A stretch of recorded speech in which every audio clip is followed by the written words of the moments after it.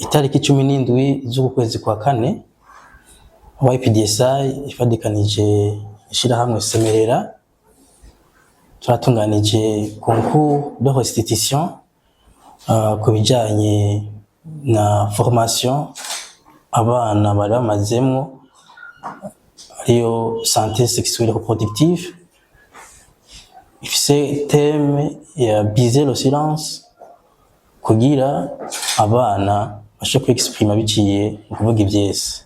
Ni kuvuga rero ko mu minsi twe tumaze n'abana mu mashuri atandukanye ashaka kuri 6 abana bararose akaryo ko kwigishwa kuronka ama information atandukanye no kwexprima dufashe mu mugongo na UNFPA yashoboye kudufasha mu kuduha abahinga mu gutanga inyigisho.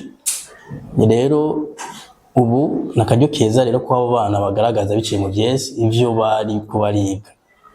Rero bimwe byo twemera turemera neza yuko abana bafise impano kandi bashaka gutanga message biciye mu buryo butandukanye. Rero ni muri yo mpamvu twegereye Semerera bisanzwe ifise centre culturel yo gushigikira abana abajene bafise impano kugira tuje hamwe kugira turonke aho tuzabandanya ibikorwa byacu. Rero ni muri abo karyo rero twace tuvuga duti reka ubu tuje hamwe kugira abana baronke aho bazakorera baza baridagadurira bigishirizwa bivanye ku byo twagiye turabona mu misi yahera mu myaka yahera. Tumaze YPDSI imaze ikintu kinga imyaka 8 ishigikira impano zitandukanye biciye muri sport. Byagira buragaragara rero ko usanga abajene cyo gisata atanyigisho zikwiye baronka, tusanga naho bagira imbere bagatera imbere, dusanga hari inyigisho hariho ivyo bagwamwo tuvuga bivanye nuko atavizo nyigisho cyane cyane nko mu buhumbu canke barose amafaranga hakiri kare bacu usanga ntibateguye nyine bashaka kwitikingira nyine bashaka kwinvestisa n'ingene bashaka kwitwara canke bacu usanga bagiye gutwaza inda abana bakiri bato canke bajya mu buhumbu. Rero muri ibyo byose biradufasha kugira biciye mu vyese biciye mu maformation tugeze abigisha kugira nabo nyene batahure baronke message nziza kugira naho batera imbere bamenye ukuntu bashaka kuza baribeshaho kugira bashe ku ndoto zabo. Rero twaciye dusanga yuko benshi basubira inyuma mu iterambere ryabo twifuza ko bashikako. Gusubira inyuma rero birasabwa yuko baronka inyigisho.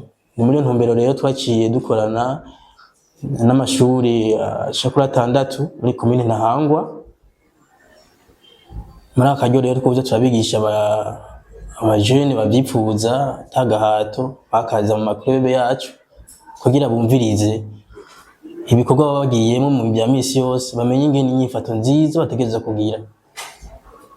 Ni muri uyo ntumbero rero twipfuza neza yuko igikorwa cyacu kizobandanya neza dufadikanije na ishirahamwe Semerera muri centre culturel yabo ngo tugiye kwaguriramwo ibikorwa gushikiramwo impano n'ibikorwa bizoza birakurikira kuko hariho ubu n'undi gwaruka rusanzwe rugira théâtre rusanzwe danse contemporaine. Turemera neza ko biciye muri ivyo bikorwa ko message ishobora gushikira ugwaruka byoroshe. Rero iyo concours ugiye kuba kuri abashuri hazora abana 10 basohokeye amashuri atandukanye bazibaye bemeye kuvuga ati reka tubere akarora abandi kugira tugaragaze ibyo batwigishije. Rero amatekste yabo avuga bijanye na santé sexuelle reproductive, bimwe bazabicisha mu mateatre, ibindi bice muri danse contemporaine, ibindi bice muri islam.